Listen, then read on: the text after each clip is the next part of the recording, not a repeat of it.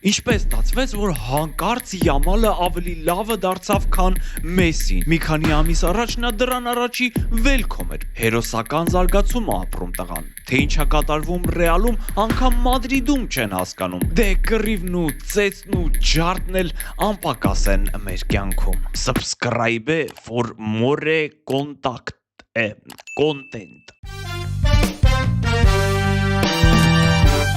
1, 2, 3 Ձմերուկը բերեք 4, 5, 6 Ընկավ կոտր 6 7, 8, 9 Ասեք դրա գինը Մոտավոր 150 միլիոն եվրո արժի ֆուտբոլային ակումբ Վիլյարեալը Ուղղակի ես այդպես էլ չկարողացա հասկանալ, թե ինչպես կարողա Սուզանավը խորտակվել Պարադոքսա baby Կատալոնական ափերը ողողող միջերկրական ծովի հատակին իր հանգրվանը գտավ դեղին Սուզանավը Պարտվելով Բարսային 4-1 հաշվով։ Այս խաղում Բարսան ու հատկապես Յամալը իրենց զգում էին ինչպես ձուկը ջրում։ Բայց խաղի մասին խոսենք մի քիչ ավելի ուշ։ Հիմա մեզ մոտ քարոզարշավ է։ Էս ինչ էր։ Պերաշկու ինտեգրացիա ունենք։ Փող ենք աշխատում։ Դավայ։ Անուշ տատի պերաշկի։ Ով ուտի նա կընտրվի։ Քանի որ այս հրաշագործ պերաշկին դեռ չի հասել Կատալոնիա, Խուան Լապորտան փորձում էր այլ ձևերով ձեն հավաքել։ Թռի վռի մի ճպուր, ողջաբառը շուրուբուր։ Ով չթռնի մադրիդիստա։ Մոտավորապես այսպես երգելով թռվռում էր Խուան Լապորտան իր կողմնակիցների հետ Կամպ Նոուի ամենաբարձր տրիբունաներում մարդկանց ուշադրությունը շեղելով են անճոռնի կռունկներից։ Ինչքան տհաճ արա, ոնց որ Երևանում լինի ստադիոնը։ Կլինի չշեղվես բուն թեմայից։ Լավ, հիմա չենք շեղվում, բայց վերջում շեղվելու ենք ու շատ կտրուկ։ Մենակ ասեմ, որ հայ ամենաշատակեր մարզիկի մասին է լինելու։ Ինքը ավելի շատ ինֆլուենսեր է։ Որ գա վիզա դոլարի լավ կլինի, իսկ դուք գրեք, եթե գուշակում եք, թե ում մասին է խոսքը։ Հենց հիմա պաուզա տվեք ու մի հատ գրեք։ Իսկ մենք վերադառնում ենք Կատալոնիա, որտեղ Բարսելոնան ուղղակի չխնայեց Վիլյարեալին։ Ու Բարսելոնան մի քիչ ճոխ է ասված։ Յամալը չնկատեց դեղիններին։ Մենք մինչև հիմա շնորհակալական խոսքեր չենք ստացել Բարսելոնայից ու շատ նեղված ենք։ Էլ ինչի պետքա գրասիաս ասեին։ Նրա համար, որ մեծ հաշվով մեր լուտանքների շնորհիվ նա թողեց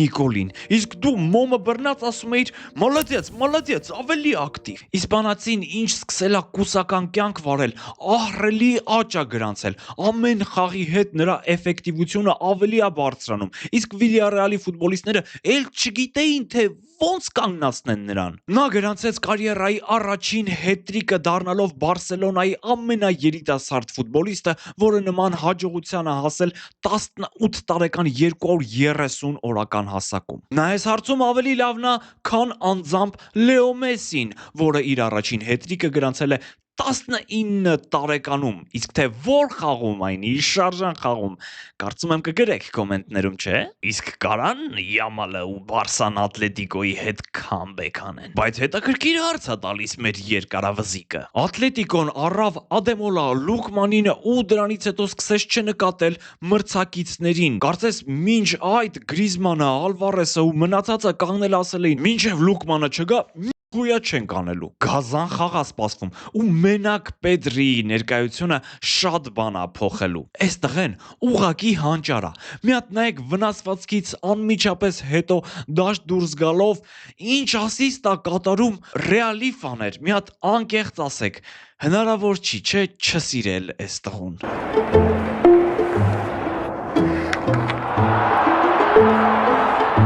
Իսկ այդ ձեր սիրած թիմի խաղին հետևել ցավում եմ, բայց չի լինում։ Նրանք շարունակում են հետևել մի բան կլինի կկրենք նշանաբանին։ Տենց էլ չի լինում։ Բոլոր թիմերը առանց բացառության անցնում են համակարգային ֆուտբոլի։ Այստեղ էլ քաոսային վիճակները հարց չեն լուծում, անհատականությունները մեծ հաշվով հարց չեն լուծում։ Խետաֆեի հետ խաղում նրանց կրած պարտությունը առաջին հերթին պարոն Պերես ձեր ուսերին է։ 1000 ասեցինք, նորմալ տրանսֆերներ արեք, չլսեցին։ Նոր խաղացող եմ գտել Ռեալի համար։ Հլը։ Buena. Ինչ, համ արագա, համ ճկունա, համ գոլ խփել գիտի, համ էլ շատ փող չի ուզի։ Լավ, կատակը մի կողմ, իսկապես վնասվածքները շատ են, շատ առաջատար ֆուտբոլիստներ բացակայում են, բայց ում մեղքով է դա, ակումբի, բժիշկների, ֆիզիոթերապիստների, չգիտեմ, ֆիզպատրաստության մարզիչների, ախր այդ վնասվածքները գալիս են մարզումներին թերի մասնակցությամբ, հասկանում եք։ Իմ տպավորությամբ Ռեալում կատարյալ ամենաթողությունն է, ու դա առաջին հերթին Պերեսի բացթողումն է։ Իմ կարծիքով Բիձուկը պետքա գնա։ Իսկ խաղը Խետաֆեն ուղղակի ջարդեց մանր ֆոլերով, կեղտոտ մարտավարությամբ, բայց դե հաղթողին չես դատի։ Էն էլ սենց հաղթողին։ Գոլի եղինակը Սատրիանոն էր, ինձ մի պահ թվաց, թե Ադրիանոն է։ Իսկ Խետաֆեի խաղացողի ոռնոցը կարելի է գրանցել Գինեսի գրքում։ Ոնց որ ծննդաբերելուց լիներ, կամ էլ այզենց ծեծում էին։ Իհարկե Ռուդիգերը լրիվ պատահական այդ հարիվի չանը ծռեց, ընդհանրապես չէր ուզում գերմանացի գլխակերը, բայց էլի եմ ասում, հաղթողին մեծ հաշվով չես դատի, ու նրանք Սանտիագո Բեռնաբեուի իրենց հանդերձարանում սկսեցին տոնել հաղթանակը։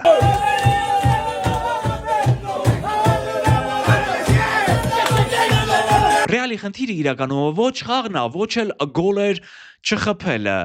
այնտեղ ուղղակի չկա կարգապահություն։ Դրա համար էլ սենց հետույքային վիճակ է։ Հուսանք Սիթիի դեմ խաղերում նրանք ավելի հավաքված կլինեն։ Իսկ մինչ այդ ծանոթացեք առաջիկա խաղերին, որից հետո անակնկալ բոնուսն է։ Մարտի 4-ին Անգլիայում կհանդիպեն Ասթոն Վիլա, Չելսի ու Բրայթոն Արսենալ զույգերը։ Իսպանիայում Գավաթի Բարսելոնա Ատլետիկո պատասխան խաղը կլինի։ Իտալիայի Գավաթի կիսաեզրափակիչ առաջին խաղը կանցկացնեն Կոմոն եւ Ինտերը։ Մարտի 5-ին Անգլիայի Պրեմիեր լիգա Նյուքասլը կընդունի Մանչեսթեր Յունայթեդին։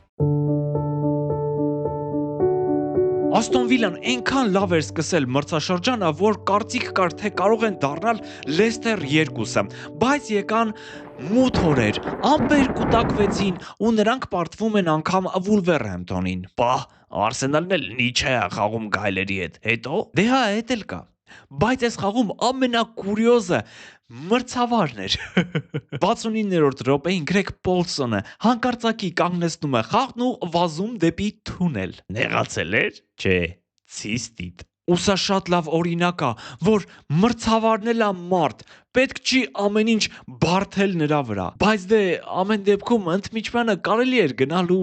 նավսյակի պիզոն անել։ Յամալը Մեսսիի ձեռքերը իր զանգուլակին զգալու օրվանից սպասում է, թե երբ պետքա արգենտինացուն հանդիպի խաղադաշտում։ Ու դա նախատեսվում է մարտի 27-ին ֆինալիսիմայի շրջանակում, որը կվիճարկեն Եվրոպայի չեմպիոն Իսպանիայի հավաքականն ու աշխարհի չեմպիոն Արգենտինան։ Սակայն գույժեր են գալիս աշխարհի կենտրոններից։ Նկարանման պահին արդեն պարզ դարձավ, որ խաղը եւ մնացած շատ այլ խաղեր Քաթարում եւ արաբական աշխարհում հետաձգվում են, քանի որ այն նախատեսվում էր անցկացնել Քաթարի Լուսայել ստադիոնում։ Ցավալի է իհարկե, եկեք բոլորս հուսանք, որ շատ շուտով խաղաղություն կլինի եւ հնարավորինս շուտ կկարողանանք այդ հրաշալի խաղին հետևել։ Եկավ պահը, որ կարելի է մի քիչ գովել Յուվենտուսին,